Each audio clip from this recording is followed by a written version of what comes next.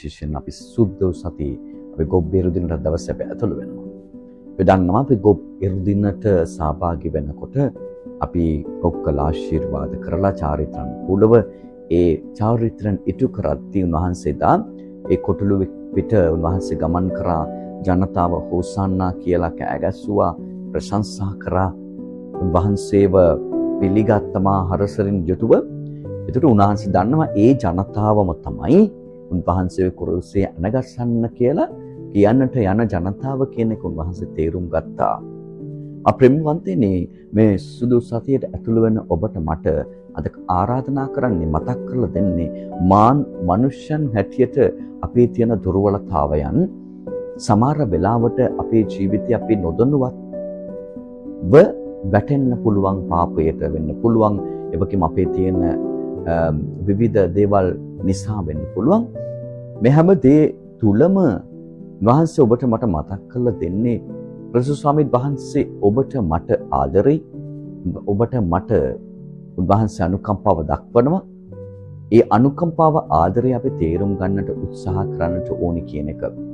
මේ උන්වහන්සේ රජාණන් හැටියට අපේ ජීවිතේ පිළිගන්නකොට ඒ ක්‍රිස්තුස් ස්වාමීන් වහන්සේ රජාණන් හැටියට ඔබ මගේ ජීවිතේ ක්‍රියා කරනකොට අපේ ජීවිතේ වැටෙන තැන්, ඒ වගේම හැල්මරුණු ගතිගුණ, ඒ වගේම අපේ තිබෙන දුර්වලතාවයන්, ඒ වගේම ඔබට මට ජීවිතේ හිතා ගන්න බැරි දේවල් ඔබේ මගේ ජීවිතේ උන්වහන්සේ ඒ හැමදේම අනිත් පැත්තට මනත පෙරලලා මේ ජීවිතේ නව ජීවිතයක් බවට පත් කරන්නට උන්වහන්සේ හැකි වෙන්නේ උන්වහන්සේ ඔබේ මගේ ජීවිතේ රචානන් කොට පිළිගන්නකොට පමණයි.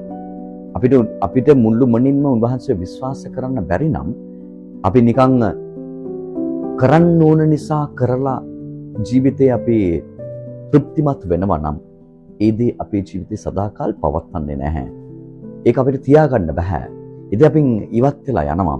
මොකද අපි කරන්න ඕන නිසා කරපු නිසා. නමුත් අපි බලන්න ඕනේ සැබවින්ම මට මේක අවශ්‍යයි. ස්වාමීන් වහන්සේ මගේ ජීවිතයට ඇතුළු වෙන්න ඕනේ. මගේ රජාණන් වහන්සේ පමණයි කියන එක අපිට තේරුම් ගන්න පුළුවන් නම් එතන තමයි ඔබ මගේ ජීවිතේ ජයග්‍රහණය පවතින්නේ, රඳා පවතින්නේ. නමුත් අපි විවිධ දේවල් නැත්තම් අපි විවිධ අයව තමයි අපේ ජීවිතේ රජාණන් කොට පිළි අරගෙන තිබෙන්නේ. ඒ රජාණන් ඒ අයව අපි රසසුම් කරන්න, ඒ අයව තෘප්තිමත් කරන්න, ඒ අය වෙන කොච්චර දේවල් අපි කරනවද? දේශපාලනික වශයෙන් වෙන්න පුළුවන්. විවිධාකාර දේවල් නිසා වෙන්න පුළුවන්.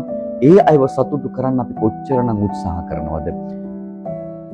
නමුත් ඔබට මට ජීවිතේ දෙන්න සූදානම් වෙන අනුකම්පාව, කරුණාව, ආදරය දක්වන ඒ ස්වාමීන් වහන්සේට අපි උන්වහන්සේව සතුටු කරන්න අපිට මොනවද කරන්න පුළුවන්? මම මොනවද කරලා තියෙන්නේ කියලා හිතන්නට ඕනේ. ඒ නිසා මේ සුද්ධ සතිය ඇතුළු වෙන්න ඔබ මම සැබවින්ම තේරුම් ගන්නට ඕනේ මේ කාල පරිච්ඡේදය තුළ මම ස්වාමීන් වහන්සේව අමතක කරලා තමයි මම ජීවත් වන්නේ.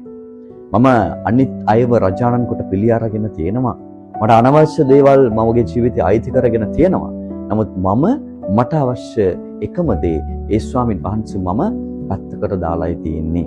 මම උන්වහන්සේ අද රජාණන් කොට පිළිගන්නවා. එනමුත් උන්වහන්සේ කුරුස්සේ අනගස්සනට මමම හේතුවක් බවට පත් වෙනවා. ඒ නිසා මම තේරුම් ගන්නට ඕනේ ඒ සත්‍යතාවය. ඇයි මම එසේ කටයුතු කරන්නේ? මම කටයුතු කරන්න මාව යොමු කරන්නේ කවුද? මාව පෙළඹවන්නේ කවුද කියන එක හිතන්නට කල්පනා කරලා බලන්න ඕනේ. ඊතරමා සමග ගමන් කරන අය සමහර වෙලාවට මාව අයහපත් මාර්ගයට යොමු කරන්න පුළුවන්. නමුත් මට තේරුම් ගන්නට උන්වහන්සේ මාව මඟ පෙන්වන උන්වහන්සේ මා තුල ගමන් කරනවා. මාව උන්වහන්සේ දවසින් දවස අරගෙන යනවා කියන